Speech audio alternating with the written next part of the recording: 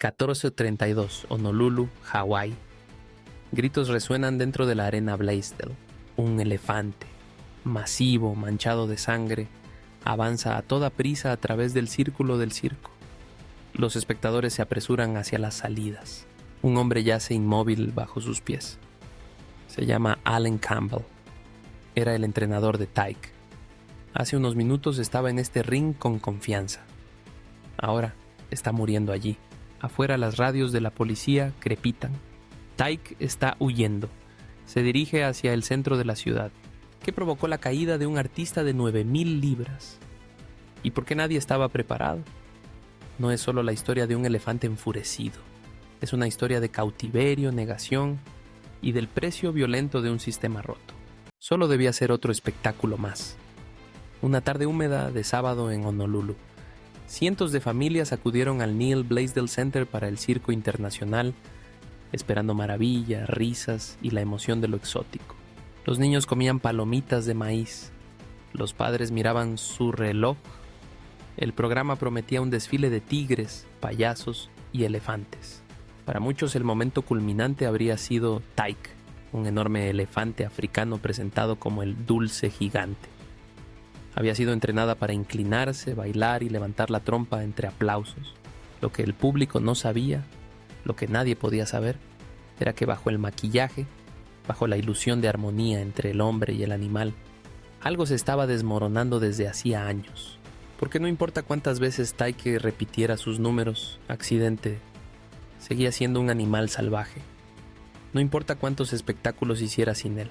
Y no importaba la experiencia de Alan Campbell, no importaba cuánto creyera en la disciplina, en la compasión o en la competencia. Seguía siendo humano, siempre frágil. Es la paradoja del circo, la exhibición de un control total en un contexto construido sobre la tensión.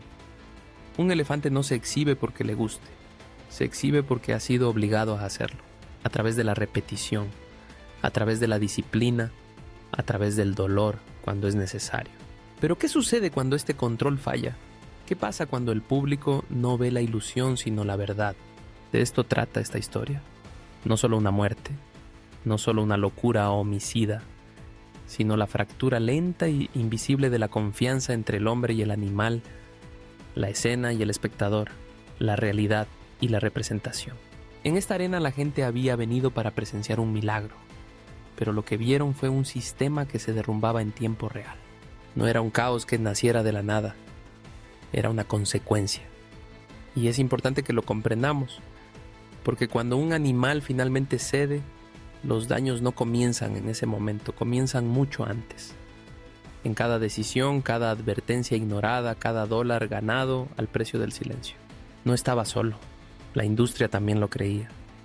Hasta las 14:32, y en ese momento ya era definitivamente demasiado tarde. Alan Campbell no era un desconocido para los elefantes. Cuando entró en el ring ese día de agosto, ya había acumulado décadas de experiencia con algunos de los mamíferos terrestres más grandes del mundo. Era más que un simple entrenador, era un especialista.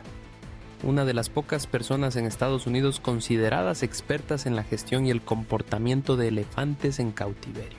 Nacido a principios de la década de 1950, Campbell creció en un mundo donde los animales salvajes eran admirados, pero rara vez comprendidos. Los estudió con intensidad. Viajó a África. Aprendió sus hábitos.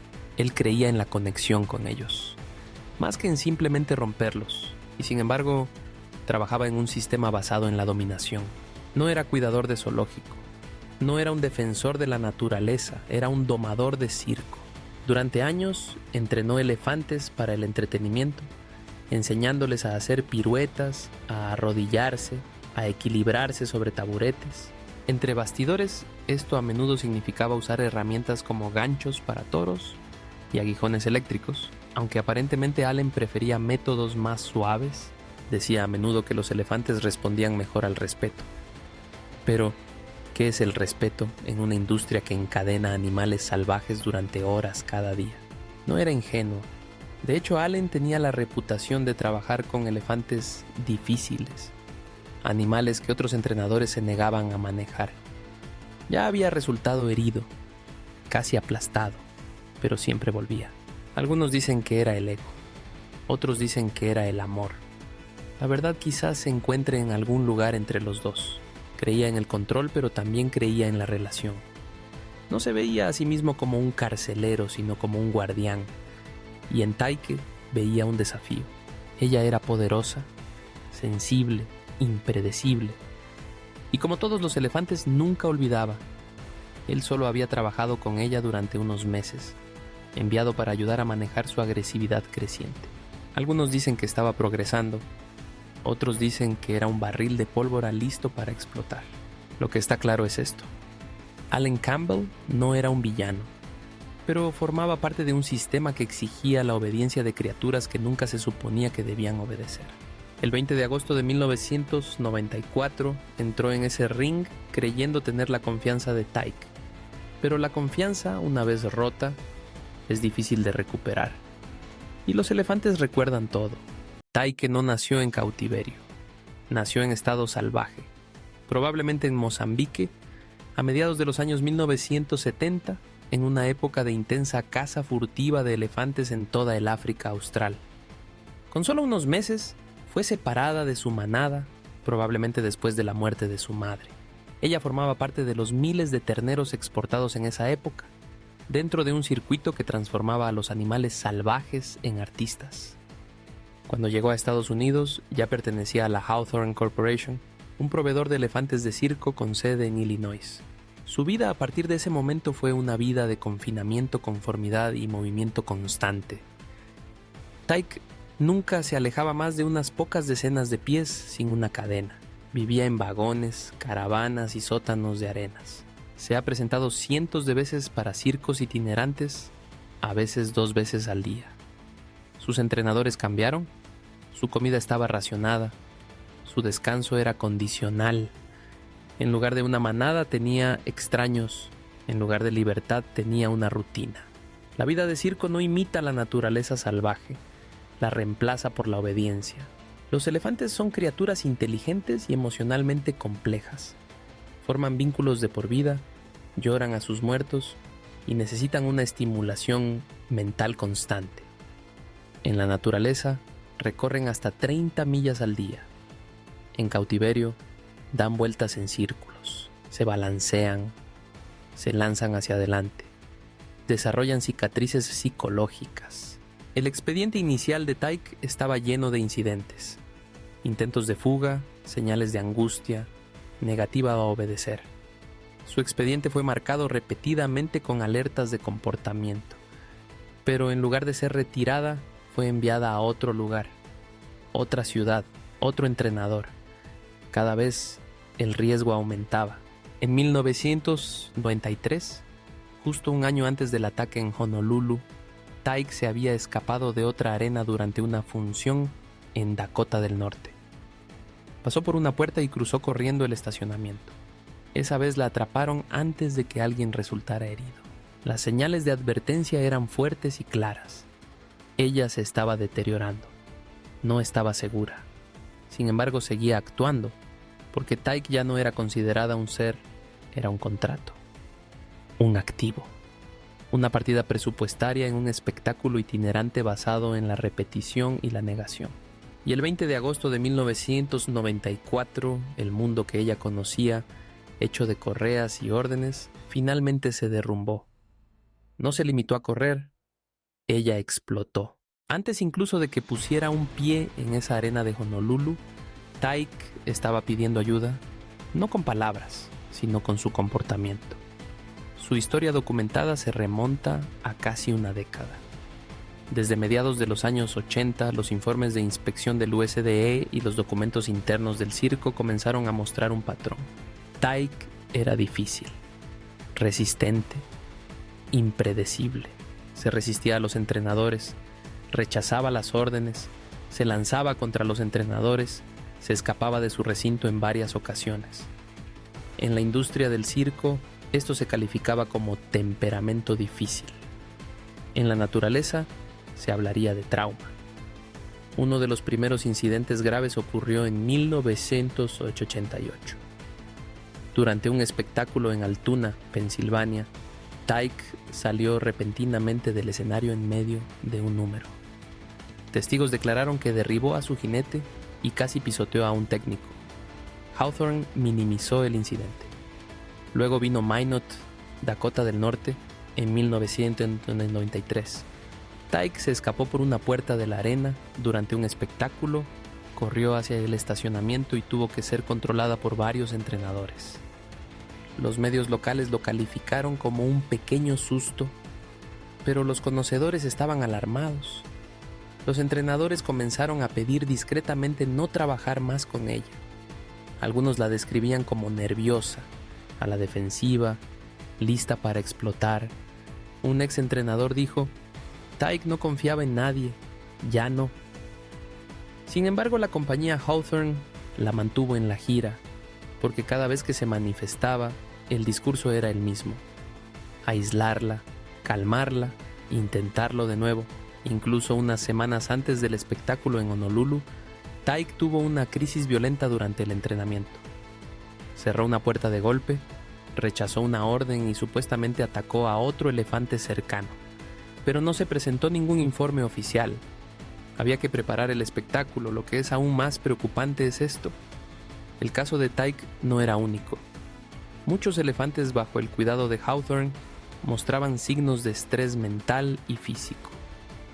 En 2004, 10 años después de la muerte de Tyke, el USDA revocó la licencia de la compañía y ordenó la entrega de sus elefantes restantes debido a violaciones crónicas.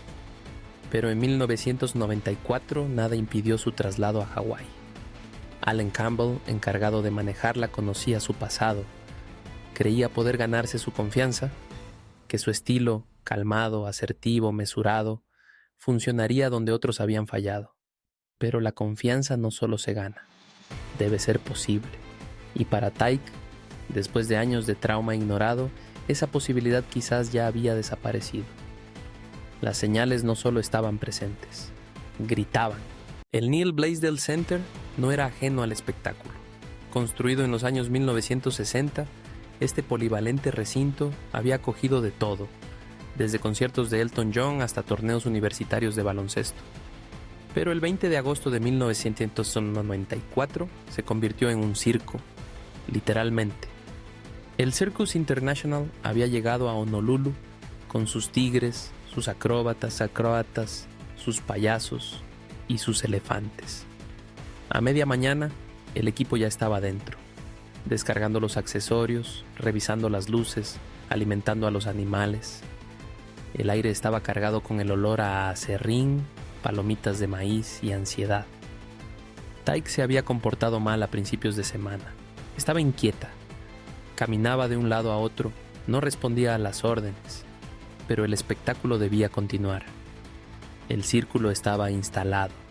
Una simple cuerda separaba al público de los animales. Bajo los focos de la carpa, Tyke esperaba en una zona de retención con otros 2 elefantes. Alan Campbell, vestido con una camisa blanca impecable y equipado con un micrófono para la función, debía dirigir el acto. Con él estaba Dallas Beckwith, un joven cuidador de elefantes de 19 años con solo un año de experiencia. La multitud entraba, familias, turistas, niños locales. Cerca de 2,000 personas tomaron asiento. Risas llenaban la arena. Los vendedores ofrecían granizados. El maestro de ceremonias ensayaba sus líneas. Tras bambalinas, una silenciosa preocupación se instaló en algunos miembros del personal. Tyke se había negado a moverse durante el ensayo. Sus orejas estaban desplegadas, su cola se movía baja, señales sutiles que los entrenadores experimentados reconocen como advertencias. Pero no había plan de contingencia, no había barrera de seguridad, no había equipo de tranquilizantes en espera. Solo la tradición, la rutina y una creencia inquebrantable de que todo saldría bien. La voz del anunciador resonó en los altavoces. Damas y caballeros, aquí están los poderosos elefantes del Circus International. Los focos se dirigieron al centro del círculo.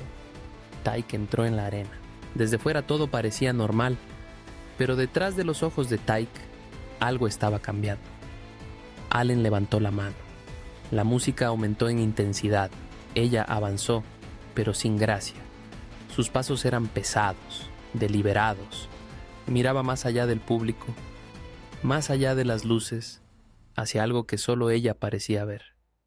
No era una actuación, era presión. Y en ese último momento de calma, mientras Allen señalaba el inicio del acto, nadie se daba cuenta de que estaban a segundos de la catástrofe. Esto sucedió rápidamente, pero no sin advertencia. 14:32. Tyke dudó en medio del espectáculo. Se suponía que debía levantar su pata delantera, un movimiento que había hecho decenas de veces antes. En lugar de eso, se quedó paralizada. Sus orejas se tensaron. Sus ojos se fijaron al frente. Todo su cuerpo de 4,000 kilos se tensó como un resorte comprimido. Allen Campbell se acercó a ella hablando suavemente. Una señal, una redirección. Pero Tyke ya no quiso escuchar. En un instante, movió su trompa y lanzó a Dallas Beckwith al suelo. La multitud gritó, algunos rieron al principio, pensando que era parte del espectáculo. Luego vieron la sangre. Allen reaccionó instintivamente. Se apresuró a llamar nuevamente la atención de Tyke. Gritó su nombre, elevó la voz, extendió el brazo, una última orden. Tyke se dio la vuelta y embistió. Derribó a Allen al suelo con una fuerza brutal. Luego, ante los ojos de cientos de espectadores, lo pisoteó. Una vez, 2 veces, otra vez. Su camisa blanca se volvió roja. Los gritos recorrieron la arena. Los padres agarraron a sus hijos. Los acomodadores comenzaron a gritar para evacuar. La ilusión de control se rompió en un instante. Tyke no se detuvo. Rugió, un sonido furioso y gutural, y huyó hacia los bastidores, hacia los corrales. Los cuidadores se dispersaron. El personal del circo se apresuraba en las puertas. Los elefantes en los bastidores entraron en pánico. El cuerpo de Allen Campbell permaneció inmóvil en el ring. Dallas. Fuera del Blaisdell Center, el día parecía engañosamente tranquilo. Las palmeras se mecían con la brisa. Los turistas tomaban fotos. Vendedores locales vendían hielo raspado a unas cuadras de la arena. Entonces el suelo tembló. Tyke irrumpió por las puertas del muelle de carga, su piel empapada de sudor y sangre. Las barras de acero se doblaron tras ella. Los cuidadores saltaron fuera de su camino. Ya no era un artista, era una fuerza de la naturaleza desatada. Los testigos describieron la escena como surrealista. Un elefante africano adulto corriendo por el tráfico urbano de Honolulu. Giró en Ward Avenue. Los conductores frenaron bruscamente. Los niños gritaron. Un autobús metro casi la atropella mientras cruzaba una intersección a toda velocidad. Las sirenas aullaban a lo lejos. La policía ya estaba en camino, pero no estaba preparada para esto. No era una arena confinada, era una ciudad viva. Edificios de apartamentos, restaurantes, autos bloqueados por varias cuadras, peatones paralizados por la incredulidad. Algunas personas incluso salieron de sus autos para mirar, demasiado impactadas para darse cuenta del peligro. Un oficial describió más tarde sus ojos. No estaban salvajes, estaban concentrados, determinados, como si intentara ir a asumir algún lugar. Pero Tyke no sabía a dónde ir.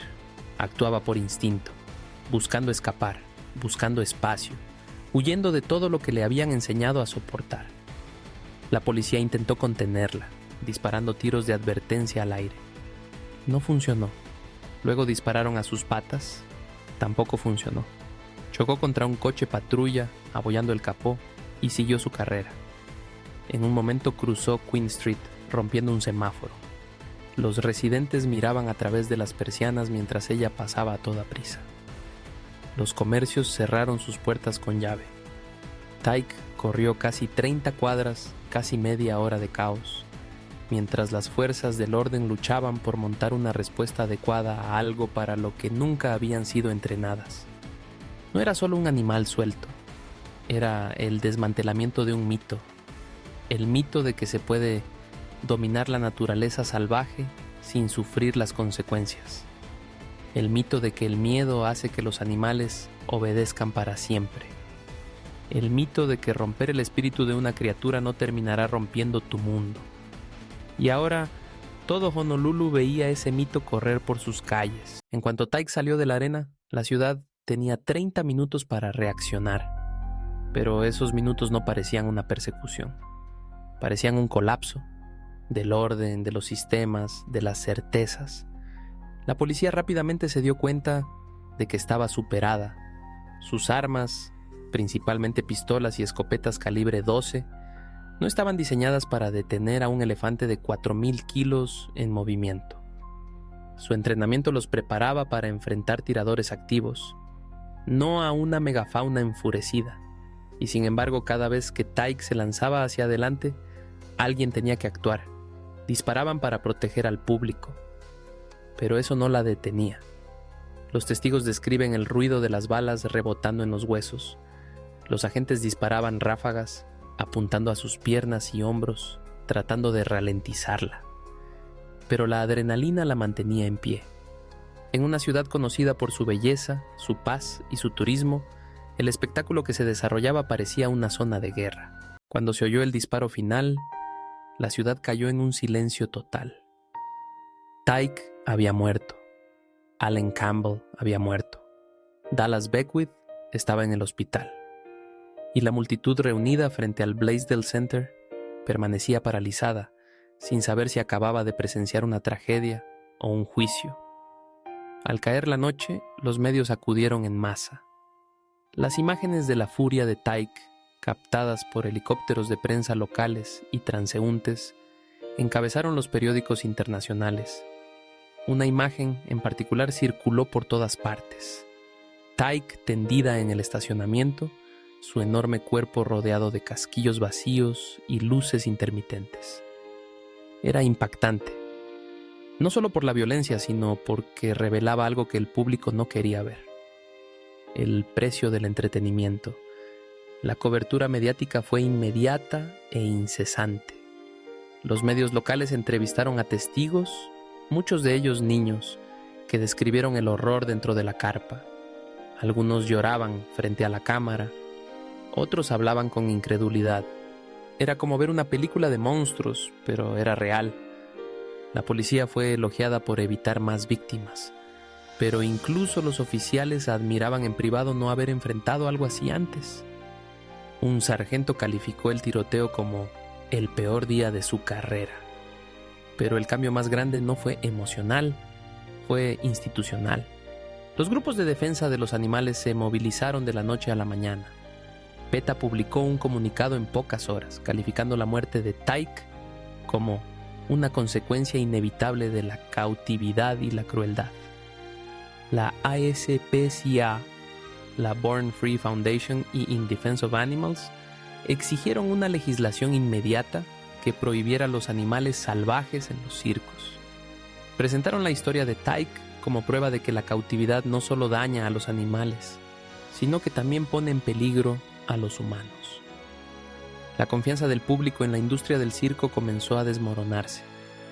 Manifestantes se reunieron frente a futuros espectáculos circenses con pancartas que decían: "Recuerden a Tyke".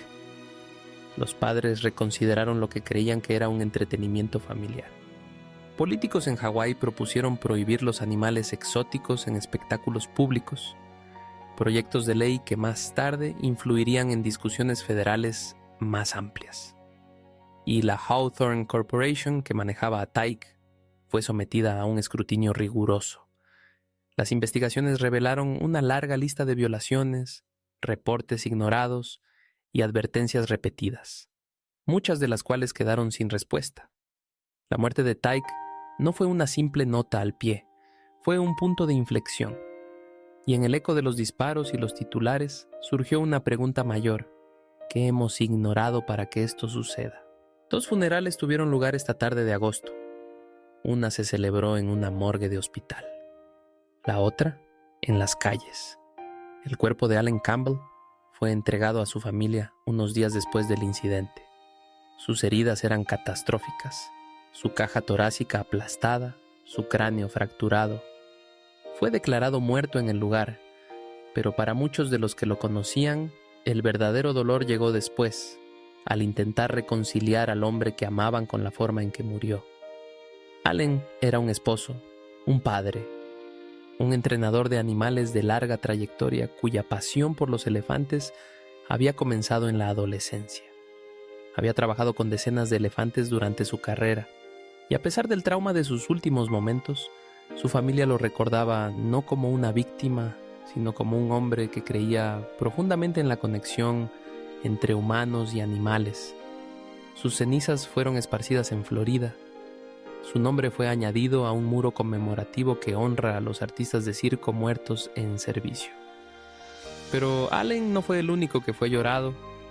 En las comunidades de protección animal, Tyke se convirtió en un símbolo, una víctima del fracaso humano y la negligencia institucional. Se organizaron vigilias en su nombre en ciudades de todo el mundo. Activistas dejaron flores frente al Blaisdell Center. En algunas manifestaciones los protestantes se vestían de gris y se pintaban la cara para parecerse a ella, permaneciendo en silencio durante horas mientras los transeúntes los observaban. Incluso en la muerte, ella seguía siendo controvertida. Algunos la veían como una asesina, otros como una cautiva llevada más allá de sus límites. Pero pocos podían negar el peso emocional que su muerte llevaba. En las semanas siguientes llegaron cartas a las redacciones y oficinas gubernamentales, algunas enojadas, otras suplicantes. Una carta decía: «Llevé a mi hijo a ver a los elefantes actuar. Pensé que era mágico, ahora veo que era miseria». Los maestros usaron el incidente como tema de discusión en clase. Profesores de ética lo mencionaron en sus cursos. Tyke no solo había escapado del circo, había roto el punto ciego colectivo que la sociedad mantenía hacia los animales de espectáculo. El duelo, en este caso, no era solo una cuestión de pérdida, era una toma de conciencia de cuántos sufrimientos permanecían invisibles hasta que estallaban en violencia. Y en la sombra de esta doble tragedia, una pregunta flotaba como humo. ¿A quién lloramos más? ¿Al hombre que quería tener el control o al elefante que nunca lo tuvo? La frenética reacción de Tyke no solo rompió huesos y vidas, sino también ilusiones. En los meses siguientes, la industria del circo quedó bajo un microscopio. Los periodistas investigaron a fondo. Los legisladores comenzaron a hacer preguntas incómodas. Y por primera vez en décadas, la conversación no giraba en torno al espectáculo, sino al sufrimiento. La Hawthorne Corporation, que había alquilado a Tyke para la función en Honolulu, se convirtió en un pararrayos. Las inspecciones revelaron años de violaciones a las normas del USDA, cuidados inadecuados, métodos abusivos de manejo, falta de espacio o enriquecimiento suficiente. Con el tiempo quedó claro que Tyke no era una excepción, sino un síntoma de un sistema fallido. En 2004, 10 años después de su muerte, el Departamento de Agricultura de Estados Unidos tomó medidas decisivas. Revocó la licencia de Hawthorne y ordenó la entrega de sus 16 elefantes restantes, citando violaciones crónicas de la Ley de Bienestar Animal. Los elefantes fueron enviados a santuarios. Algunos llegaron con cicatrices, otros con trastornos de comportamiento que nunca se curaron. Mientras tanto, la percepción pública de los circos comenzó a cambiar. Gobiernos locales en todo Estados Unidos empezaron a prohibir los números con animales salvajes, citando a Tyke como catalizador. San Francisco, Los Ángeles, Nueva York. Luego países enteros siguieron su ejemplo: Austria, Bolivia, Israel, y otros aprobaron leyes que prohibían o restringían severamente el uso de animales en los circos. Incluso Ringling Bros., antes la joya del circo estadounidense, sintió la presión. En 2016, tras años de protestas y demandas judiciales, anunciaron que retirarían a todos sus elefantes. En 2017, el circo cerró definitivamente. El efecto dominó comenzó con Tyke. No porque fuera la primera elefanta en defenderse, sino porque esta vez el mundo estaba mirando, con cámaras, con preguntas y finalmente con conciencia. Su historia se contó en libros, en televisión, en las aulas.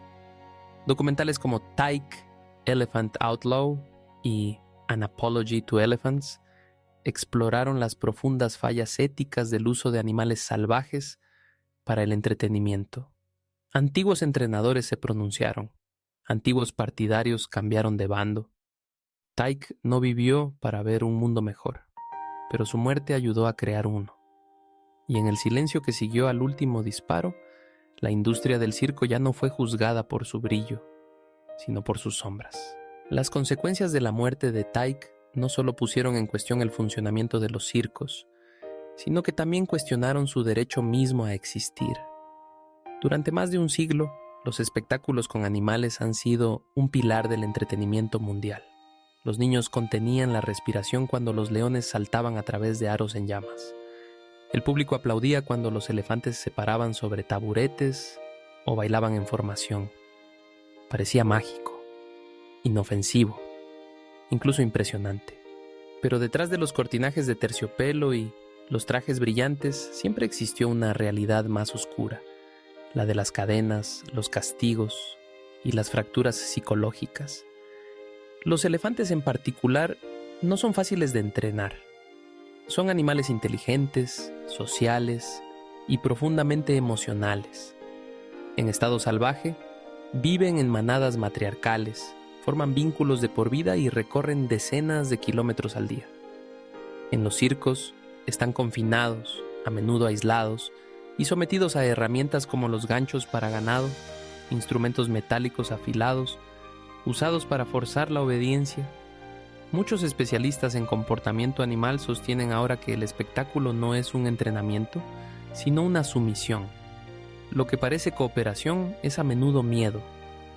Y el costo emocional es visible. Los elefantes en cautiverio presentan síntomas de zoopsicosis, un comportamiento repetitivo y neurótico marcado por balanceos, idas y venidas o autolesiones. No son signos de bienestar. Son los ecos de un trauma no resuelto. Entonces, cuando preguntamos, ¿deberían los animales actuar? No hablamos de tradición. Hablamos de ética, de consentimiento, de saber si es moralmente defendible forzar a criaturas salvajes a vivir confinadas por un aplauso efímero. Los partidarios afirman que los circos modernos pueden ser éticos, que con normas mejoradas de bienestar los animales pueden prosperar, que es educativo, que fomenta la apreciación. Pero los críticos responden con una verdad simple: la verdadera apreciación no requiere dominación. En los últimos años, la industria ha comenzado a adaptarse. Algunos circos han renunciado a los animales, usando acrobacias, marionetas y espectáculos de luces para entretener sin dañar. Estas compañías prosperan, prueba de que el asombro no debe tener un precio. Pero las sombras del pasado permanecen. Y la historia de Tyke nos obliga a enfrentar una verdad incómoda. No solo hemos visto a los animales actuar, los hemos visto sufrir. Y ahora, con perspectiva, la pregunta persiste, no solo en los tribunales o en las pancartas de protesta, sino en la conciencia de cualquiera que haya comprado un boleto alguna vez. ¿Qué más hemos aplaudido sin entender lo que costó? Después de la muerte de Tyke, el mundo cambió de rostro. Por primera vez, las conversaciones sobre los derechos de los animales entraron en la corriente principal. Lo que antes era una preocupación marginal, rechazada como radical o demasiado sentimental, se volvió urgente. Las imágenes del cuerpo de Tyke, cubierto de sangre, desplomado en medio de una calle de Honolulu, rompieron la narrativa de que los animales en los circos eran artistas felices. Pero la reforma no fue fácil. La industria del circo respondió. Poderosos grupos de presión insistieron en que el entrenamiento de los animales estaba arraigado en la tradición, que era seguro y que incidentes como el de Tyke eran raros. Algunos afirmaban que los activistas buscaban destruir empleos, no proteger a los animales. En los tribunales y en audiencias públicas, los defensores del circo decían amar a sus animales, aunque los expedientes revelaban patrones de negligencia y maltrato. Y durante años, los esfuerzos de reforma se estancaron. Se propusieron leyes para prohibir los números con animales, pero a menudo fueron abandonadas en comisión. Algunas ciudades adoptaron ordenanzas, otras no. Algunos circos eliminaron progresivamente los números con elefantes. Otros redoblaron esfuerzos. El cambio fue lento, desigual, doloroso. Pero llegó. En 2017 el circo Ringling Bros. Y Barnum and Bailey, antes llamado el espectáculo más grande del mundo, cerró tras 146 años de actividad. Caída en la venta de entradas, creciente presión legal, evolución de la opinión pública. El fin no fue inmediato, fue acumulativo. Y el fantasma de Tyke formó parte de ese balance. Hoy, más de 50 países tienen prohibiciones totales o parciales del uso de animales salvajes en circos. Ciudades en todo Estados Unidos se han unido a este movimiento, de Los Ángeles a Nueva York.